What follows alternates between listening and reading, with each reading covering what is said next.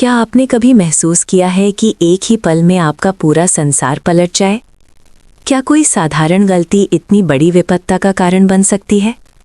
और अगर आपका सबसे भरोसेमंद व्यक्ति अचानक किसी असंभव समस्या की चाबी बन जाए, तो आप क्या करेंगे? बंटी की आवाज़ कांप रही थी जब उसने अपनी बुआ का हाथ पकड़कर उन्हें पुरानी हवेली के सुनसान गलियारे से खींचा। बुआ, मेरे साथ चलो, आपको ये ज़रूर देखना होगा, कुछ अजीब हो रहा है और ये बहुत ज़रूरी है। बुआ रुकी, चिंता भरी नज़रों से बंटी की ओर देखती हुई। बंटी, क्या अभी प्रेयर करना ज़्यादा ज़रूरी नहीं है? इतना महत्वपूर्ण क्या हो गया? बंटी का हाथ और मजबूत हो गया।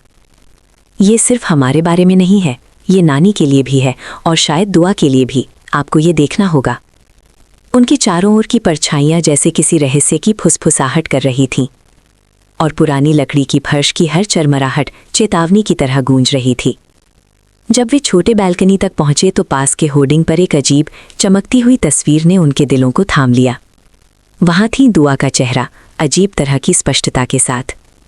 ये कैसे हुआ? ये किसने किया? और अभी क्यों? हवा में एक अजीब रहस्यमयी धुन बह रही थी, पत्ते हिल रहे थे और उनके बीच की तनावपूर्ण हवा को और गहरा कर रहे थे। बंटी का मन दौड़ रहा था। हर बातचीत, हर छिपा हुआ वादा, हर फुसफुसाया हुआ योजना उसके दिमाग में जैसे गिद्ध की तरह मंडरा रही थी। मुझे अभी समझ नहीं आ रहा, उसने धीमे से कहा। उसकी निगाहें चमकते चेहरे पर टिकी हुई थीं। उस होर्डिंग पर उसका चेहरा क्यों है? क्या किसी ने इसे हैक किया, या क्या ये सिर्फ हमारे लिए कोई संदेश है? बुआ की आंखें आश्चर्य से बड़ी हो गईं। उन्होंने नीचे सड़क की ओर देखा, जहां लोग इकट्ठा होने लगे थे, बुदबुदाते और इशारे करते हुए। जो सामान्य दुनिया पहले थी, वो अचानक शक और डर के भूल भुलैया में बदल गई थी। और उसी भूल भुलैया में बंटी ने महसूस किया कि उन्हें दुआ को प्रतियोगिता का हिस्सा बनाना ही होगा, चाहे वो चाहती हो या नहीं। ये अनिवार्यता का बोझ उनके कंधों पर भारी पड़ रहा था, ये याद दिलाते हुए कि कभी कभी जिंदगी ऐसे फैसले लेने पर मजबूर करती है जिनके लिए कोई तैयार नहीं होता। हर गुजरते सेकंड के साथ साजिश गहराती चली गई, जैसे तूफान से पहले काले बादल घने हो रहे हों। प्रतियोगिता, होर्डिंग, अचानक सार्वजनिक ध्यान, ये सभी एक चाल की तरह बुन रहे थे जो किसी भी विरोध करने वाले को फंसाने को तैयार था। बंटी का दिल तेजी से धड़क रहा था। उसके सीने की तंग भावना उस आने वाले तूफान की ताल की तरह गूंज रही थी। ना मेरी बेटी का तुम्हारे साथ कोई वास्ता है, ना तुम्हारी ये घटिया प्रतियोगिता का, बुआ ने धीरे से कहा, उनके शब्द डर और गुस्से से भरे हुए।